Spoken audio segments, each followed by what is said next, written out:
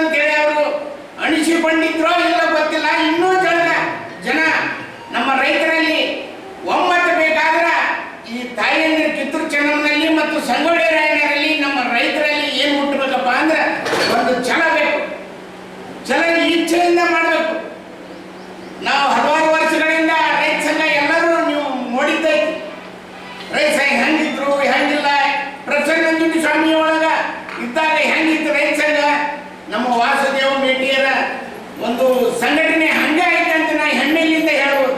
ಯಾಕಪ್ಪ ಅಂದ್ರೆ ನಮ್ಮ ಜಿಲ್ಲೆ ಬೀದರ್ ಹಿಡ್ಕೊಂಡು ಚಾಮರಾಜನಗರ ತನಕ ನಮ್ಮ ಜಿಲ್ಲಾಧ್ಯಕ್ಷರು, ತಾಲೂಕಾಧ್ಯಕ್ಷರು ಮತ್ತು ಈ ಸಂಘ ಘಟಕದ ಪದಾಧಿಕಾರಿಗಳು ಆಗಂತ ಶಕ್ತಿ ಯಾರ ಬಳಿ ಐತಪ್ಪ ಅಂದ್ರೆ ಅದು ತಾಲೂಕಾ ಮತ್ತು ಜಿಲ್ಲೆ ಈಗೇನು ಬಂದಿರಲ್ಲ ನಿಮ್ಮ ಕೈಯಲ್ಲೇ.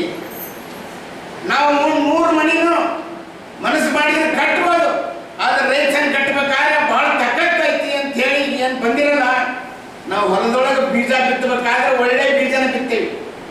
ಯಾಕಪ್ಪ ಅಂದ್ರೆ ಸಾಣಿಗೆ ಹಿಡಿದು ಮೊದಲಿಂದ ಕೇರಿ ಚಲೋ ಒಳ್ಳೆ ಬೀಜೋಪಚಾರ ಮಾಡ್ತಾರಲ್ಲ, ಹಂಗ ನಮ್ಮ ರಾಜ್ಯ ಅಧ್ಯಕ್ಷರು ಎಲ್ಲ ಜಿಲ್ಲಾಧ್ಯಕ್ಷರನ್ನ, ತಾಲೂಕು ಅಧ್ಯಕ್ಷರನ್ನ, ರಾಜ್ಯ ಪದಾಧಿಕಾರಿಗಳನ್ನ ಆಯ್ಕೆ ಮಾಡಬೇಕಾದ್ರಿಂದ ಗುಣದಿಂದ ಅರ್ತಾರ. ಯಾರ ಗುಣದಿಂದ ಶ್ರೀಮಂತಿಕೆ ಐತಿ, ಯಾರ ನಮ್ಮ ಮನಸ್ಸಿನೊಳಗ ಅವರು ಒಳ್ಳೆ ಕೆಲಸ ಮಾಡ್ತಾರ, ಧೀರ ದಿಟ್ಟ ನಿರಂತರ 4 ವರ್ಷಗಳಿಂದ ಈ ರೈತ ಸಂಘ ಮಾಡಕತ್ತೀವಿ. ನಮ್ಮ ಅಧ್ಯಕ್ಷರು ಒಳ್ಳೆ ಮಿಲಿಟರಿಯರ್ ಹೆಂಗೆ ಒಂದು ಹೈಟು ವೇಟು ಎಲ್ಲ ಹೆಂಗೆ ನೋಡ್ತಾರೆ ಹಂಗೆ ನಮ್ಮಲ್ಲಿ ನಮ್ಮ ಅಧ್ಯಕ್ಷರು ಗುಣದಿಂದ ಆಯ್ಕೆ ಮಾಡ್ತಾರೆ. ಯಾರು ನೀವು ಎಲ್ಲ ಬಂದಿರಲ್ಲ, ನಮಗೆ ಭಾಳ ಹೆಮ್ಮೆ ಐತಿ. ನಿಮ್ಮಲ್ಲಿ ಏನಿರ್ಬೇಕಪ್ಪ ಅಂದ್ರೆ ನೀವು ರೈತ ಸಂಘದಾಗ ಬರಬೇಕಾದ್ರೆ ಒಂದು ದೇವರಿಗೆ ನಿಮ್ಮಲ್ಲಿ ಆಶೀರ್ವಾದ ಆದ್ರೆ ಮಾತ್ರ ಈ ರೈತ ಸಂಘ ಬಂದಾರಂತ ನಮ್ಮ ಹೆಮ್ಮೆಯಿಂದ ಹೇಳಬೇಕು. ಅಧ್ಯಕ್ಷರು ಕೂಡ ನಾನು 4 ವರ್ಷ ಲುಕ್ಷಣೆ ಆಗುತ್ತದೆ. ಕ್ವಿಂಟಲ್ಗೆ 2,000 ರೂಪಾಯಿ ಅಷ್ಟು ಅವರಿಗೆ ರೈತರಿಗೆ ಹಾನಿಯಾಗುತ್ತದೆ. ಬಡವರು ಬಡವರಾಗಿ ಇರುತ್ತಾರೆ, ಶ್ರೀಮಂತರು ಶ್ರೀಮಂತರಾಗಿ ಮುಂದುವರಿಯುತ್ತಾರೆ. ಇದರಿಂದ ದಲಾಲಿಯವರು ಶ್ರೀಮಂತರಾಗುವುದಕ್ಕೆ ಸಾಧ್ಯವಾಗುತ್ತದೆ. ಆದ್ದರಿಂದ ನಮ್ಮ ರಾಜ್ಯದ ಮುಖ್ಯಮಂತ್ರಿಗಳು ಕಡ್ಲಿ ಬೆಲೆಯನ್ನ 8,000 ರೂಪಾಯಿಗೆ ಮಾಡಬೇಕು ಅಂದಾಗ ರೈತರ ಬದುಕು ಹಸನಾಗುವುದಕ್ಕೆ ಸಾಧ್ಯವಾಗುತ್ತದೆ ಅಂತ ಹೇಳಿ ನನ್ನ ಮಾತಿಗೆ ಮತ್ತು ಸಲಹೆಯನ್ನು ಕೊಟ್ಟಿದ್ದಾರೆ. ಈಗ ನಾವು ಹೇಳಿದಂತೆ ಈಗ ಮಾರ್ಚ್ ತಿಂಗಳಲ್ಲಿ ಇರ್ತಕ್ಕಂಥ ಬಜೆಟ್ನಲ್ಲಿ ಏನು 3ನೇ ತಾರೀಕಿಗೆ ನಾವು ಎಲ್ಲ ತಾಲೂಕು ಘಟಕಗಳಿಂದ ನಾವು ಹೆಚ್ಚಿನ ಸಂಖ್ಯೆಯಲ್ಲಿ ಬೆಂಗಳೂರಿಗೆ ಅದನ್ನ ಸಂಯುಕ್ತವಾಗಿ ನಮ್ಮ ರಾಜ್ಯಾಧ್ಯಕ್ಷರು ಹೇಳ್ತಾರೆ. ಏನು ನಾವು ಟ್ರೈನ್ ಮುಖಾಂತರ ಹೋಗೋದು ಅಥವಾ ಬಸ್ ಮುಖಾಂತರ ಹೋಗೋದು, ಅದು ನಾವು ಉಚಿತವಾಗಿ ಏನು ಪಾಸ್ಗಳ ಮುಖಾಂತರ ಹೋಗೋಕ್ಕೆ ವ್ಯವಸ್ಥೆಯನ್ನು ನಮ್ಮ ರಾಜ್ಯಾಧ್ಯಕ್ಷರು ಏನು ಒಂದು ಸಲಹೆ ಕೊಡ್ತಾರೆ, ನಾವು ಏನು ಕರೆ ಕೊಡ್ತಾರೆ ಆ ಒಂದು ಕರೆಯನ್ನು ತಗೊಂಡು ನಾವು ಪ್ರತಿಯೊಂದು ನಮ್ಮ ತಾಲೂಕು ಘಟಕಗಳಿಂದ ಮತ್ತು ಗ್ರಾಮ ಘಟಕಗಳಿಂದ ಹೆಚ್ಚಿನ ಸಂಖ್ಯೆಯಲ್ಲಿ ಹೋಗಿ ಇವತ್ತು ರೈತರ ಸಂಘಟನೆ ಅಂದರೆ ಏನು, ನಮ್ಮ ಶಕ್ತಿ ಏನು ಅನ್ನೋದನ್ನು ನಾವು ತೋರಿಸ್ಕೊಡ್ಬೇಕಾಗಿದೆ. ಅದು ಇವತ್ತು ನಾವು ಹಳ್ಳಿಯಲ್ಲಿ ಗರ್ಜಿಸಿದ್ರೆ ನಮ್ಮ ಕೂಗು ಕೇಳಂಗಿಲ್ಲ. ಇವತ್ತು ಬೆಂಗಳೂರು ಅಧಿವೇಶನದ ಒಂದು ಬಜೆಟ್ ಅಧಿವೇಶನ ಮುಂದೆ ನಡೀತಕ್ಕಂಥ ಒಂದು ಬೆಂಗಳೂರಲ್ಲಿ ಈ ವಿಧಾನಸೌಧದ ಮುಂದೆ ನಾವು ಗರ್ಜಿಸಿದರೆ ನಮ್ಮ ಕೂಗು, ರೈತರ ಕೂಗು ಅವರಿಗೆ ಕೇಳಿಸುತ್ತೆ. ಇವತ್ತು ಗ್ರಾಮದಲ್ಲಿರ್ತಕ್ಕಂಥ ಕಟ್ಟ ಕಡೆ ಮನುಷ್ಯರಿಗೆ ನಾವು ಏನು ರೈತರ ಸೌಲಭ್ಯಗಳನ್ನು ಸಾಕಷ್ಟು ಇವತ್ತು ಇದೇ ಹೇಳಿದ್ರು 32 ಇಲಾಖೆಗಳಿಂದ ನಾವು ಸೌಲಭ್ಯಗಳನ್ನು ತಗೋಬೋದೇ ಅಂತೇಳಿ ಇವತ್ತು ಸೌಲಭ್ಯಗಳು ಉಲ್ಲವರ್ಪಣ ಸಂಘಟನೆ ಎಲ್ಲ ನಾವೆಲ್ಲರೂ ಒಗ್ಗಟ್ಟಾಗಿ ಒಂದೇ ಅಂದ್ರೆ ಒಂದೇ ಅಂತಾರೆ, ಒಂದೇ ಮಾತಾಡ್ತಾರೆ. ಎಲ್ಲ ನಮ್ಮ ಮಹಿಳಾ ಅಕ್ಕಂದಿರು ತಂಗಿಯಂದಿರು ಎಲ್ಲರಿಗೆ ಒಗ್ಗಟ್ಟಾಗಿ ನಾನು ಎಲ್ಲರಿಗೆ ಸ್ವಾಗತ ಮಾಡ್ತೀನಿ. ಯಾರು ಹೆಸರು ಅಂತ ಅಂತಾರಂತ ಬಯಸಬೇಡ್ರಿ. ನಮ್ಮ ರತ್ನಮ್ಮ ಆಗಿರ್ಬೋದು, ಸೌಭಾಗ್ಯ ಆಗಿರ್ಬೋದು, ಗಂಗಮ್ಮ ಆಗಿರ್ಬೋದು, ನಮ್ಮ ಅಕ್ಕಮ್ಮ ಆಗಿರ್ಬೋದು, ಸಕಂತ ಮೇಡಮ್ ಆಗಿರ್ಬೋದು, ಎಲ್ಲ ನಮ್ಮ ಒಂದ ಮನೆಗೆ ಕುಟುಂಬರು. ನಮ್ಮ ಶೈಲಜ್ ಆಗಿರೋದು, ಲಲಿತಮ್ಮ ಆಗಿರೋದು ಎಲ್ಲ ಅವ್ರಿಗೆ ಹೆಸರು ಅಂತ ಕರಿಬೇಡ್ರಿ. ನಮ್ಮ ಹೊಸದಾಗಿ ನಮ್ಮ ಅಮ್ಮರು ಹೇಳಿದರು ಭಾಳ ನಮಗೆ ಭಾರಿ ಆ ಕಡೆ ಸಂಘಟನೆ ಈ ಕಡೆ ಏನಿಲ್ಲಮ್ಮ, ನಾವೆಲ್ಲ ನನ್ನಂಥ ಸಂಘಟನೆ ಮಾಡೋದಕ್ಕೆ ಎಲ್ಲಿಲ್ಲ, ಎಲ್ಲ ಸಂಘಟನೆ ನೋಡ್ಬಿಟ್ಟಿವಿ. ಆ ಎಲ್ಲ ಸಂಘಟನೆ ನಮ್ಮ ಹೆಣ್ಮಕ್ಳು ಕೈ ಬಿಟ್ಟಿರ್ತಾರೆ, ಸಪೋರ್ಟ್ ಮಾಡೋಲ್ಲ, ನ್ಯಾಯ ಇಲ್ಲ. ಹೌದಾ? ನಾವು ಹೌದಲ್ಲ ಅಳ್ದು ತೂಗಿ ದಕಡೆಯಾಗಿ ತೂಗಿ ನೋಡಿ ಅಂತ ಬಂದಂತ ಆಯ್ಕೆ ಮಾಡಿದ್ದೆ ನಮ್ಮ ಇವರು ಅಂದ್ರೆ ನಂಜುಂಡಿ ಸರ್, ಆಮೇಲೆ ಎಣ್ಣೆ ಹಾಕಿ ಅಂದ್ರೆ ನಮ್ಮ ವಾಸುದೇವ ಮೇಟಿ ಸರ್. ಹೌದಾ? ನೀವು ನಾವೆಲ್ಲ ಸೇರಿ ಎಲ್ಲ ಸಂಘಟನೆ ನೋಡಿ ನಮ್ಮ ಉಪೇಕ್ಷಂದ್ರೆ ಕೈ ಬಿಡ್ತಾರೆ. ಹೌದಾ? ನಮಗೆ ಹೆಮ್ಮೆ ಗೌರವ ಎಲ್ಲಿ ಗೌರವ ಸಿಗುತ್ತಂದ್ರೆ ಅಲ್ಲಿ ಇರ್ಬೇಕು ಮಹಿಳೆಯರು. ಹೌದಾ? ನೀವು ನನ್ನ ಕೂಗಿಗೆ ಒಟ್ಟಿಗೆ ಒಗ್ಗಟ್ಟು ಬಂದಂಥ ಎಲ್ಲ ಮಹಿಳೆಯರಿಗೆ ನಾನು ಹೇಗಿರ್ತೀನಿ. ಯಾಕಂದ್ರೆ ಅಷ್ಟು ಸಪೋರ್ಟ್ ಮಾಡಿ ಅಷ್ಟು ಹೆಣ್ಮಕ್ಳಿಗೆ ಗೌರವ ಕೊಡ್ತಕ್ಕಂಥ ವ್ಯಕ್ತಿ ಎಲ್ಲಿ ಸಿಗಲ್ಲ ನಮಗೆ. ಹೆಣ್ಮಕ್ಳಿಗೆ ಏನು ಬೇಕು ಗೌರವ ಬೇಕು, ಹೌದಾ? ಏನು ಬೇಕಾದ್ರೂ ರೂಪಾಯಿ ಆಸೆ ಪಡೋಲ್ಲ ಜನ. ಈಗ ರೈತರ ಮಹಿಳೆಯಾಗಿ ನಾವು ಚೌಟಿ ಇಟ್ಕೊಂಡ್ರೆ ಹೆಗಲ ಮೇಲೆ ಶಾಲೆ ಹಾಕ್ಯಂದು ನಾವು ಚಿತ್ರಹಳ್ಳಿ ಚೆನ್ನಮ್ಮ ಅಂತ ಕೈಗೆ ಹೆಗಲ ಮೇಲೆ ಶಾಲೆ ಹಾಕ್ಯಂದು ನಿಂತ್ಕೊಂಡ್ರಿ. ಬಡವರಿಗೆ ಯಾರಿಗೆ ಆಗಿರಲಿ, ರೈತರಿಗೆ ಏನೇ ಕಷ್ಟ ಇರಲಿ, ಅವ್ರಿಗೆ ಏನು ಅನ್ಯಾಯ ಆಗುತ್ತೆ ಅಲ್ಲಿ ಹೋಗಿ ಹೋರಾಟ ಮಾಡಿ ಅವ್ರಿಗೆ ನ್ಯಾಯ ಕೊಡಿಸೋಂಥ ವ್ಯವಸ್ಥೆ ಮಾಡ್ಕೊಂಡ್ರಿ. ನಾವೆಲ್ಲರೂ ಹೆಣ್ಮಕ್ಳು ಒಗ್ಗಟ್ಟಾಗಿ ನ್ಯಾಯ ಕೊಡ್ಸೋಣ, ಸರ್ ಜೊತೆಗೆ ಕೈ ಜೋಡಿಸೋಣ, ನಮ್ಮ ಜೊತೆಗೆ ಅವರು ಕೈ ಜೋಡಿಸೋಣ. ಪ್ರತಿಯೊಬ್ಬ ರೈತರಿಗೆ ಭಾಳ ಅನ್ಯಾಯ ಆಗೈತೆ. ಎಲ್ಲಿ ಈ ಕೊಪ್ಪಳ ಜಿಲ್ಲೆ ಕೇಳೋರಿಲ್ಲ, ಎಲ್ಲ ಸಂಘಟನೆ ಬರ್ತಾ ಹೋಗುತ್ತಾ. ಪತ್ರಿಕೆದಾರರು ಉತ್ತರ ಮಾಡಿದ್ರೆ ಎಲ್ಲ ಸಂಘಟನೆ ಮಾಡ್ತಾರ ಹೋಗಾರ, ನಮ್ಮ ಈಗ ಕೈತರ ಕುಂದಿಸ್ತಾರ ಕಳಿಸ್ಬಿಡ್ತಾರೆ. ಇದು ಆ ಥರ ಆಗಲ್ಲ ಅನ್ನೋ ಒಳ್ಳೆ ಸಂಘಟನೆ. ನಾವು ಇವಾಗ ಸೇರಿರೋದು ನಾವು ದೇವರು ಹೆಂಗೆ ದರ್ಶನ ಆಗ್ಬೇಕಂದ್ರೆ ಆ ಥರ ದರ್ಶನ ಆದಂಥ ವ್ಯಕ್ತಿ ನಮಗೆ ಹೊಸ ಗೌರ್ಮೆಂಟಿಯವರು. ಈಗ ಅವರು ಸಪೋರ್ಟಿಗೆ ನಾವು ದರ್ಶನಕ್ಕೆ ನಾವು ಅಂದ್ರೆ ಇಲ್ಲೇ ಸಿಕ್ಕಾರಂದ್ರೆ ನಮ್ಮ ಪುಣ್ಯ.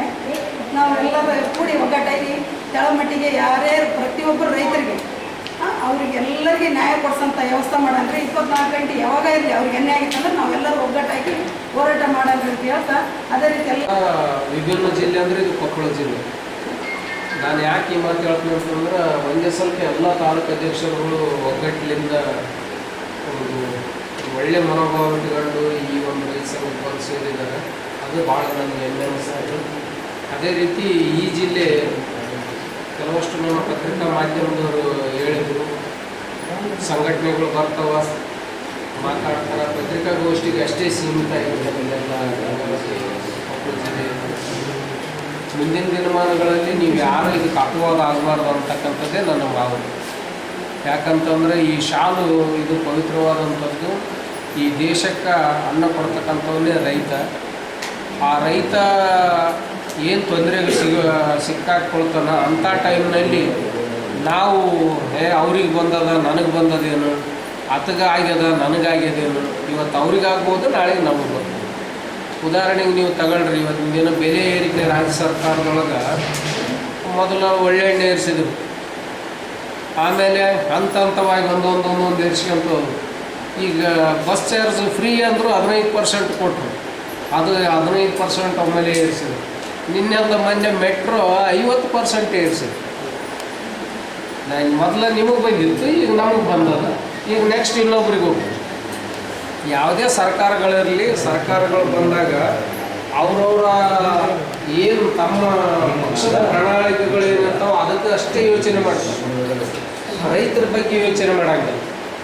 ನಾವು ಅದನ್ನು ಅರ್ಥ ಮಾಡ್ಕೋಬೇಕು. ಮುಂದಿನ ದಿನಗಳಲ್ಲಿ ನೀವೆಲ್ಲರೂ ಪದಾಧಿಕಾರಿಗಳಿದ್ದೀರಿ, ನಾನು ನಿಮ್ಗೆ ಹೇಳಕ್ಕೆ ಬಯಸ್ತೀನಿ, ಈ ರಾಜ್ಯದೊಳಗೆ ಯಾವುದೇ ವಿರೋಧ ಪಕ್ಷಗಳು ಇಲ್ಲ. BJP ಅವರು ಕಾಂಗ್ರೆಸ್ನ ಜೊತೆಗೆ ಅಲಯನ್ಸ್, BJP ಜೊತೆಗೆ JDSದವ್ರ ಅಲಯನ್ಸ್. ನೀ ತಿಂದಿಲ್ಲೇನಂತ ಅವ್ರಂತಾರ, ನೀ ತಿಂದಿಲ್ಲೇನು ಇವ್ರಂತಾರೆ. ಮತ್ತು ನೀವು ತಿಂದು ಸುಮ್ಮನೆ ಖಾಲಿ ಕುಂತೀರಿ, ಒಂದು 5 ವರ್ಷ ಸುಮ್ಮನೆ ಇರ್ರಿ, ನಾವು ತಿನ್ನಕ್ಕೆ ಬಂದೀವಿ ಅಂತ ಇವ್ರು ಹೇಳ್ತಾರೆ. ಅಂದ್ರೆ ತಿನ್ನೋದೇ ಹೇಳ್ತಾರೆ ಹೊರ್ತು ಅಭಿವೃದ್ಧಿ ಕೆಲಸ ಇಂಥದ್ದು ಮಾಡಿನಿ ಅಂತ ಹೇಳಂಗಿಲ್ಲ ಇವ್ರು ಯಾರು ಸರ್ಕಾರ. ಈಗ ನೀವು ಉದಾಹರಣೆಗೆ ತಗೊಳ್ರಿ, ನೀವು 40% ಸರ್ಕಾರ ಅಂತ ಅವ್ರಂದ್ರು, 20% ಸರ್ಕಾರ ಅಂತ ಇವ್ರಂದ್ರು, ಈಗ ಇವ್ರು 60% ಅಂತ ಇವ್ರು ಅನ್ನಕೈತೆ. ಅಂದ್ರೆ ಇವರು ಜನರ ಬಗ್ಗೆ ಆಲೋಚನೆ ಇಲ್ಲ, ರೈತರ ಬಗ್ಗೆ ಆಲೋಚನೆ ಇಲ್ಲ, ಜನಸಾಮಾನ್ಯರ ಬಗ್ಗೆ ಆಲೋಚನೆ ಇಲ್ಲ. ನಾವು ಏನು ಅಭಿವೃದ್ಧಿ ಮಾಡೋದಕ್ಕೆ ಏನು ಬಂದೀವಿ ಇಲ್ಲಿ ವಿಧಾನಸೌಧಕ್ಕೆ ನಮ್ಮನ್ನ ಯಾಕೆ ಕಳಿಸ್ಯಾರ 224 ಜನರನ್ನಂತ ಯೋಚನೆಯೇ ಇಲ್ಲ. ಬರೀ ತಿನ್ನೋದೇ ಲೆಕ್ಕ ಹಾಕ್ತಾರೆ ಹೊರತು ಇಂಥದ್ದು ಮಾಡ್ತೀನಿ ನೀನು ಮಾಡಿಲ್ಲ, ನಾನು ಇದನ್ನು ಮಾಡೀನಿ ನೋಡು ಅಂತ ತೋರಿಸ್ತೀವಿ ಅಂತಕ್ಕಂಥ ಒಬ್ಬ ರಾಜಕಾರಣಿ ಈ ರಾಜ್ಯದೊಳಗಿಲ್ಲ. ನಾನು ಸ್ಪಷ್ಟವಾಗಿ ಹೇಳಕ್ಕೆ ಬಯಸ್ತೀನಿ, ಮೊದಲಿದ್ದಂಥ ಸಿದ್ದರಾಮಯ್ಯ ಈಗಿಲ್ಲ. 2,000 ರೂಪಾಯಿ ದುಡ್ಡು ಕೊಟ್ಟಾನ, ಅದನ್ನು ಮೇಂಟೈನ್ ಮಾಡೋದಕ್ಕಷ್ಟೇ ಕುಂತಂಗೆ ಆಗಿಬಿಟ್ಟು. ನೀವು ನೋಡ್ರಿ, ಪ್ರತಿಯೊಂದು ಇಲಾಖೆಯೊಳಗೆ 1 ರೂಪಾಯಿ ಇಲ್ಲ. ಅಲ್ಲಿ 19-20 ತಿಂಗಳಾಯಿತು, ಯಾವ ಇಲಾಖೆಗೂ 1 ರೂಪಾಯಿ ಬಿಡುಗಡೆ ಮಾಡಿಲ್ಲ.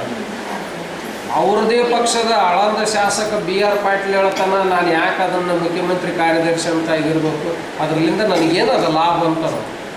ಅದಕ್ಕೆ ನಾನು ರಾಜೀನಾಮೆ ಕೊಟ್ಟಿನಿ ಅಂತ ಮೊನ್ನೆ ರಾಜೀನಾಮೆ ಕೊಡ್ತೀನಿ. ಯಾವಾಗ ಆಳಂದ ಶಾಸಕ ಕಾಂಗ್ರೆಸ್ ಶಾಸಕ ರಾಜೀನಾಮೆ ಕೊಡ್ತಂದಗಳೇ ಸಿದ್ದರಾಮಯ್ಯ ಎಲ್ಲರಿಗೆ 10 ಕೋಟಿ ಇಸ್ಕೊಟ್ಟಾರೆ ಎಲ್ಲ ಶಾಸಕರು. ಅಂದ್ರೆ ಇದು ಸರ್ಕಾರ ಎಂಥ ಬಿಕಾರಿ ಸರ್ಕಾರ ಆಗ್ಯದ ಅಂತಕ್ಕಂಥದ್ದು ಯೋಚನೆ ಮಾಡಿದ್ವಿ. ನೀವು ನೋಡ್ರಿ, ಒಂದು ರೋಡ್ಗಳು ಸ್ಟಾರ್ಟ್ ಮಾಡ್ಯಾರ, ಒಂದು ಅಭಿವೃದ್ಧಿ ಕೆಲಸಗಳು ಸ್ಟಾರ್ಟ್ ಮಾಡ್ಯಾರ. ಇವತ್ತು ನೋಡ್ರಿ ಮತ್ತೆ ಗೊಬ್ಬರದ ರೇಟ್ ಮತ್ತೆ 250 ರೂಪಾಯಿ ನಿನ್ನೆಂದ ಮೊನ್ನೆ ಜಾಸ್ತಿ ಮಾಡ್ಯಾರ. ಜಾಸ್ತಿ ಆಗ್ಯದ. ಪ್ರತಿಯೊಂದು ಹಾಲಿನ ದರ ಜಾಸ್ತಿ ಆಗ್ತದೆ, ಬಸ್ ಚಾರ್ಜ್ ಜಾಸ್ತಿ ಮಾಡ್ತಾರೆ. ಇವತ್ತು ಮೊದಲು 100 ರೂಪಾಯಿ ಇದ್ದಂಥ ಸ್ಟ್ಯಾಂಪ್ ಡ್ಯೂಟಿ ಇವತ್ತು 500 ಮಾಡ್ಯಾರ. ಒಂದು ಟಿ ಸಿ ಈಗ ಪಂಪ್ ಸೆಟ್ಟಿಗೆ ನಾವೇನು ಉಪಯೋಗ ಮಾಡ್ತೀವಿ ಆ ಟಿ ಸಿಗೆ 2.5 ಲಕ್ಷ ರೂಪಾಯಿ ಕಟ್ಟ್ರಿ ಅಂತ ಹೇಳ್ತಾರೆ. ಒಂದು ಕಂಬಕ್ಕೆ 18,000 ರೂಪಾಯಿ ಕಟ್ಟ್ರಿ ಅಂತ ಹೇಳ್ತಾರೆ. ವೈರಿಗೆ 6,000 ರೂಪಾಯಿ ಅಂತಾರೆ. ಟೋಟಲ್ 23-24 ಸಾವಿರ ರೂಪಾಯಿ ಒಂದು ಕಂಬ ನಿಂದಿರ್ಸ್ಕೊಳಕ್ಕೆ ಹೋಗ್ತದೆ. ಒಂದು ಟಿ ಸಿಗೆ 2.5 ಲಕ್ಷ ರೂಪಾಯಿ ಆಗ್ತದೆ. ಟೋಟಲ್ 6-7 ಲಕ್ಷ ರೂಪಾಯಿ ಒಂದು ಬೋರ್ ಹಾಕ್ಯಳಕ್ಕೆ ಅಂದ್ ಮಾಡಿದ್ರೆ ಮತ್ತು ಇನ್ನು ರೈತ ಹೆಂಗೆ ಉಳಿತಾನ? ರೈತ ಏನು ನೀವೆಲ್ಲ ಈ ಸರ್ಕಾರದಿಂದ ರೈತಿಗೆ ಏನು ಉಪಯೋಗ ಅದ? ಇದ್ರ ಬಗ್ಗೆ ಯಾರು ಪ್ರಶ್ನೆನೇ ಮಾಡೋಂಗಿಲ್ಲ. ನೀವು ಪದಾಧಿಕಾರಿಗಳಿರಿ, ನಿಮ್ಗೆ ನಾನು ಕ್ಲಿಯರಾಗಿ ಹೇಳಕ್ಕೆ ಬಯಸ್ತೀನಿ. ಮುಂದಿನ ದಿನಮಾನಗಳಲ್ಲಿ ಯಾವುದೇ ಸರ್ಕಾರ ಬರಲಿ, ಇವತ್ತು ಕಾಂಗ್ರೆಸ್ ಇರ್ಬೋದು, BJP ಇರ್ಬೋದು, JDS ಇರ್ಬೋದು, ನಮಗೇನು ಸಂಬಂಧ ಅಲ್ಲ. ನಮ್ಮ ಒಂದು ಓಟ್ ಹಾಕೋದಿದೆ, ಆ ಓಟ್ ಹಾಕ್ಬೇಕಷ್ಟೇ. ನಾವು ಎಂಥ ಪರಿಸ್ಥಿತಿಗೆ ಬಂದ್ಬಿಟ್ಟಿವಿ ಅಂತಂದ್ರೆ ರೈತರು ಈ ದೇಶದಲ್ಲಿ ಮೊದಲು 84.8% ರೈತರಿದ್ದರು ಈ ದೇಶದೊಳಗೆ. ಇವತ್ತು ಬರೀ 64.8ಕ್ಕೆ ಬಂದು ನಿಂತುಬಿಟ್ಟವು. ಮುಂದಿನ ದಿನಮಾನಗಳಲ್ಲಿ ಇನ್ನೂ ಒಂದು 5-10% ಕುಸಿತೆ ಅಂತಂದ್ರೆ ಈಗ ಒಕ್ಕಲ್ತನ ಮಾಡೋದ್ರಲ್ಲಿಂದ ನಮ್ಗೇನು ಬೆನಿಫಿಟ್ ಆದ? ನಮ್ಮ ಹೆಂಡ್ರು ಮಕ್ಕಳು ಮರುಗಳನ್ನ ಎಲ್ಲರೂ ಕರ್ಕೊಂಡು ಹಗಲು ರಾತ್ರಿ ನಾವು ಹೋಗಿ ಅಲ್ಲಿ ದುಡಿಬೇಕು. ರಾತ್ರಿ 11 ಗಂಟೆ ಮ್ಯಾಗ ಇವ್ರು ಕರೆಂಟ್ ಕೊಡ್ತಾರೆ. ನಿಮ್ಮ ಮನೆಗೆ 11 ಗಂಟೆ ಮ್ಯಾಗ ಕರೆಂಟ್ ಕೊಡೋದಂತವ್ರು ನೀವು ಸುಮ್ಮನೆ ಇರ್ತಾರೆ? ನೋಡಮ್ಮ, ಒಬ್ಬ MLC ಇರಿ, 224 ಮಂದಿ MLAಗಳು ಇರಿ, ನಿಮ್ಗೆ ರಾತ್ರಿ ಕರೆಂಟ್ ಕೊಡೋಂಗಿಲ್ಲ ಅಂದ್ರೆ ನೀವು ಒಂದಿನ ಸುಮ್ಮನೆ ಇರಂಗಿರಿ. ನಾವು ರಾತ್ರಿ ನೀರು ಕಟ್ಟಕ್ಕೆ ಹೋಗ್ಬೇಕು. ರಾತ್ರಿ ಹೋದ್ರೆ ಹಾವು ಇರ್ತಾವೆ, ಚೋಳು ಇರ್ತಾವೆ. ಅವ್ರ ಹೆಂಡ್ರ ಮಕ್ಳ ಗತಿ ಏನು? ಅವ್ರು ಏನೋ ನಾವು ಹುಳ ಪುಟ್ಟಿಗೆ ಹಾವುಗಳು ಕಡ್ದು ಎಷ್ಟೋ ಜನ ಸತ್ತೋಗ್ಯಾರ. ಇವತ್ತಿನ ದಿನ APMCಗೆ ಪ್ರತಿಯೊಬ್ಬ ರೈತ ಆತ್ಮಹತ್ಯೆ ಮಾಡ್ಕೊಂಡ್ರೆ ತಕ್ಷಣವೇ 5 ಲಕ್ಷ ರೂಪಾಯಿ ಕೊಡ್ಬೇಕಂತದ. ಅಂತ್ಯ ಸಂಸ್ಕಾರಕ್ಕೆ 5,000 ರೂಪಾಯಿ ಕೊಡ್ಬೇಕಂತದ. ಯಾರು ಕೊಡಕತ್ತಾರೆ ಇವರು? ಏನೇನು 1 ರೂಪಾಯಿ ಕೊಡೋಲ್ಲ. ಬರೀ ಸುಮ್ಮನೆ ಮಾತು ಎತ್ತಿದ್ರೆ ನಾವು 2,000 ಹಾಕ್ತೀವಿ, ನಾವು 2,000 ಹಾಕ್ತೀವಿ. 2,000 ಹಾಕೋದನ್ನೇ ಹೇಳ್ತಿದ್ವಿ. ಅವ್ರ ಮುಂದೊಂದು ಅಭಿವೃದ್ಧಿ ಕೆಲಸಗಳ ಬಗ್ಗೆ ಯೋಚನೆ ಮಾಡಿರಿ ನೀವು. ಬಜೆಟು 3,71,000 ಕೋಟಿ ಬಜೆಟ್. 3,71,000 ಕೋಟಿ ಬಜೆಟ್. ಒಂದು ವರ್ಷದಾಗ ಇಷ್ಟು ಹಣ ಖರ್ಚು ಮಾಡಲೇಬೇಕದು. ಬರೀ ನೀವು ಫ್ರೀ ಬಿಗೆ 70,000ರಿಂದ 80,000 ಕೋಟಿ ಕೊಟ್ಟರೆ ಅಂತಂದ್ರೆ ಉಳಿತದೆ ಏನಲ್ಲಿ? ನೌಕರದಾರರಿಗೆ ನಾವು ಅರ್ಧದಷ್ಟು ಅಂದ್ರೆ 1,50,000 ಕೋಟಿ ನೌಕರರಿಗೆ ಕೊಡೋಕೆ ಹೋಗ್ತದೆ. ಅದನ್ನು ಏನನ್ನು ನೌಕರದಾರರು ನಮ್ಗೆ ದುಡ್ದು ಏನನ್ನು ಈ ದೇಶ ಸಲುತ್ತಾರೆ? ಈ ದೇಶ ಸಲುವವ್ರು ಯಾರು? ನಾವೇ ರೈತರೇ. ಇವತ್ತು ಟ್ಯಾಕ್ಸ್ ಅತಿ ಹೆಚ್ಚು ಟ್ಯಾಕ್ಸ್ ಕಟ್ಟೋರು ಯಾರು? ರಾಜ್ಯ ಸರ್ಕಾರಕ್ಕೆ. ನಾವು ರೈತರು. ಇವತ್ತು ದುರ್ಗಮ್ಮನ ಮಾಡಿದ್ರೆ ಸೀರೆ ತರಕ್ಕೆ ಹೋಗ್ತೀವಿ, ಪುರುಷ ತರಕ್ಕೆ ಹೋಗ್ತೀವಿ, ದೋತ್ರ ತಗೊಂತೀವಿ, ಅಂಗಿ ತಗೊಂತೀವಿ, ಕುಂಬಾರರಲ್ಲಿ ಗಡಿಗೆಗಳು ತಗೊಂತೀವಿ, ಪ್ಲಾಸ್ಟಿಕ್ ತೆಂಬಿಗೆ ತಗೊಂತೀವಿ. ಎಲ್ಲ ಖರೀದಿ ಮಾಡೋರು ನಾವು. ಅದಕ್ಕೆ 18% GST ಕಟ್ಟೋರು ನಾವು. ಯಾರನ್ನ ಒಬ್ಬನನ್ನು ನೌಕರದಾರರು ಏನೇನು ಟ್ಯಾಕ್ಸ್ ಕಟ್ತಾರೆ ಪ್ರತಿನಿತ್ಯ. 1 ವರ್ಷಕ್ಕೆ 1 ಸಲ ಟ್ಯಾಕ್ಸ್ ಕಟ್ಟಿದ್ರು ಅದನ್ನು ನನ್ನ ಮಕ್ಕಳಿಗೆ ನಾನು ಫೀಸ್ ಕಟ್ಟೀನಿ ಅಂತ ತಂದು ಅರ್ಧ ಕಡಿಮೆ ಮಾಡ್ಕೊಂತಾರೆ, ಕಳವು ಉದ್ಯೋಗ ಮಾಡ್ತಾರೆ. ರೈತ ಇವತ್ತಿನ ದಿನಲೇ ಪ್ರತಿಯೊಂದಕ್ಕೂ ಟ್ಯಾಕ್ಸ್ ಕಟ್ಟವು ನಾವೇ. ಇವತ್ತು ಹಳ್ಳಿಗಲಿಂದ ಬಂದು ಉಡುಪಿ ಹೋಟ್ಲ್ದಾಗ ಹೋಗಿ ನಾವು ಒಂದು ದೋಸೆ ತಿಂದೀವಿ ಅಂತಂದ್ರೆ ₹3.85 ಟ್ಯಾಕ್ಸ್ ಕಟ್ಟೆ ಹೊರಗೆ ಬರ್ತೀವಿ ನಾವು. ನೀವು ನೋಡ್ರಿ ಬಿಲ್ಲು ತಗೊಂಡಿರ್ಬೇಕಿದ್ರೆ GST ಅಂತ ₹3.85 ಹಾಕಕ್ಕೆ. ಕುಂತರು ಟ್ಯಾಕ್ಸ್ ಕಟ್ತೀವಿ, ನಿಂತರು ಟ್ಯಾಕ್ಸ್ ಕಟ್ತೀವಿ. ಇವತ್ತಿನ ದಿನಲೇ ಬಸ್ ದರ 15% ಏರಿಸಿದ್ರು ಒಮ್ಮೆಲೆ. ನೀವು ಮೊದಲು 100 ರೂಪಾಯಿ ಕೊಟ್ಟು ಒಂದು ಸ್ಟ್ಯಾಂಪ್ ಖರೀದಿ ಮಾಡಿದ್ರೆ ಸಾಲ ತಗೊಳಕ್ಕೆ ಹೋದ್ರೆ 100 ರೂಪಾಯಿ ಸ್ಟ್ಯಾಂಪ್ ಇತ್ತು. ಇವತ್ತು 500 ರೂಪಾಯಿ ಮಾಡ್ಯಾರ. 500 ರೂಪಾಯಿ ನಮ್ಮ ಸಾಲ ನಾವು ತಗೊಳಕ್ಕೆ ಹೋದ್ರೆ 500 ರೂಪಾಯಿ ಗೌರ್ಮೆಂಟಿಗೆ ಟ್ಯಾಕ್ಸ್ ಕಟ್ಬೇಕು ನಾವು. ನೀವು ಯೋಚನೆ ಮಾಡಿರಿ. ನಾವು ಯಾಕೆ ಈ ಮಾತು ಹೇಳಕತ್ತೀವಿ ಅಂತಂದ್ರೆ ಪ್ರತಿಯೊಂದಕ್ಕೂ ದುಡ್ಡು ಕೊಡೋರು ರೈತರೇ. ರೈತರಿಗೆ ನೀವೇನು ಕೊಡಕತ್ತೀರಿ? ಈ ದೇಶಕ್ಕೆ ಅನ್ನ ಕೊಡ್ತೀವಿ, ಹಾಲು ಕೊಡ್ತೀವಿ, ತುಪ್ಪ ಕೊಡ್ತೀವಿ, ಮೊಸರು ಕೊಡ್ತೀವಿ. ನೀವು ಓಡಾಡಕ್ಕೆ ಬತ್ತಲು ಓಡಾಡ್ತಾರೆ ನೀವು ರಾಜಕಾರಣಿಗಳಂತಂದ್ರೆ ಚಲೋ ರೇಷ್ಮೆ ಅಂಗಿ ಬೆಳೆದು ಅಂಗಿ ಕೊಡ್ತೀವಿ ನಿಮ್ಗೆ. ರೇಷ್ಮೆ ಅಂಗಿಗಳು ಹಾಕ್ಯಂತ ತಿರುಗಾಡಕ್ಕೆ ನೀವೇನು ಕೊಡಕತ್ತೀರಿ ನಮ್ಮ ರೈತರಿಗೆ? ಅಲ್ಲಿ ಕುಂತು ನಿಮ್ಮ ಹೆಂಡ್ರ ಮಕ್ಕಳಿಗೆ ಚಲೋ ಕಾರುಗಳು ಖರೀದಿ ಮಾಡ್ಕೊಂತೀರಿ, 100-200 ಎಕರೆ ಭೂಮಿ ಖರೀದಿ ಮಾಡ್ಕೊಂತೀರಿ. 5 ವರ್ಷ ಪೀರಿಯಡ್ ಮುಗಿಯೋದ್ರಾಗ 500 ಕೋಟಿ ರೂಪಾಯಿ ಸಂಪಾದನೆ ಮಾಡ್ಕೊಂಡು ನಮಗೆ ತಲೆ ಬಳಸಕ್ಕೆ ಬರ್ತೀವಿ ಮತ್ತೆ ನೀವು. ಅವಾಗ ನಿಮ್ಗೆ ಯಾರು ಅಂತಂದ್ರೆ ರೈತರು ನೆನಪಾಗ್ತಾರೆ. ಒಬ್ಬ ಪ್ರಿಯಾಂಕ ಖರ್ಗೆ ಅಂತಕ್ಕಂಥ ನಾಲಾಯಕ ಶಾಸಕ ಹೇಳ್ತಾನೆ, ಟಾವೆಲ್ ಕಸ್ಕೊಂಡು ಬರ್ಬಿಡ್ರಿ ಅವ್ರು ಡೋಂಗಿ ರೈತರು ಅಂತ ಹೇಳ್ತಾನೆ. ನೀನು ನಿಜವಾದ ರಾಜಕಾರಣಿ ಏನಪ್ಪ? ನೀನು ಬಿಟ್ಟು ನಮ್ಮ ಕೂಳು ತಿಂದು ನೀನು ಬದುಕವನು, ನೀನು ಡೋಂಗಿ, ನಾವು ಡೋಂಗಿಗಳ. ಇವತ್ತು ನೀರಾವರಿ ಇಲಾಖೆ ನೋಡ್ರಿ, ನೀವು ಯಾವ ಒಂದು ಇವತ್ತು ನೀವು ಇಲ್ಲೇ ನಿಮ್ಮ ಮುನ್ರಾಬಾದ್ ಕ್ರಸ್ಟ್ ಗೇಟ್ ಯಾವಾಗ ಹೊಡಿತೆ ಅಂತಂದ್ರೆ ಅದು ಮಿನಿಮಮ್ 8 ವರ್ಷ ಆದ್ರೆ ಅದ್ರ ತಂಟೆಗೆ ಹೋಗಿಲ್ಲ ಇವ್ರು ಗೇಟಿನ ತಂಟೆಕ. ಅದು ಜಂಗತ್ತಿ ಹೊಡೆದೋಯ್ತದು. ಮತ್ತು ನೀವು ಏನು ಮಾಡ್ತೀರಿ? ನಿಮ್ಮ ಮನೆಗೆ ಯಾವ್ದಾರ ಒಂದು ಕಿಟಕಿ ಏನಾನ ರಿಪೇರಿಗೆ ಬಂತಂದ್ರೆ ಬಿಡ್ತೀರಿ, ತಕ್ಷಣನೇ ಪ್ಲಂಬರ್ ಕರೆಸ್ತೀರಿ, ಚಲೋದು ಕಿಟಕಿ ಹಾಕ್ರಿ, ಗಾಳಿ ಕಮ್ಮಿ ಬರುವಂಥದ್ದು, ಹಂಗಾಯ್ತು ಹಿಂಗೆ ಎಲ್ಲ ಏಸಿಜ್ಗೆ ಕುಂದಿರ್ತೀವಿ. ಇವತ್ತೊಂದು 4 ಜಿಲ್ಲೆಗೆ ನೀರು ಕೊಡ್ತಕ್ಕಂಥ ಒಂದು ಕ್ರಸ್ಟ್ ಗೇಟನ್ನು 8 ತಿಂಗಳು ನೋಡೋಕೆ ತಯಾರಿಲ್ಲ ಅಂತಂದ್ರೆ ಮತ್ತೆ ನೀವು ಕುಂತ ಏನು ಪ್ರಯೋಜನ? ವಿಧಾನಸೌಧಕ್ಕೆ ನಿಮ್ಮನ್ನು ಆರಿಸಿ ಕಳಿಸಿ ಏನು ಪ್ರಯೋಜನ?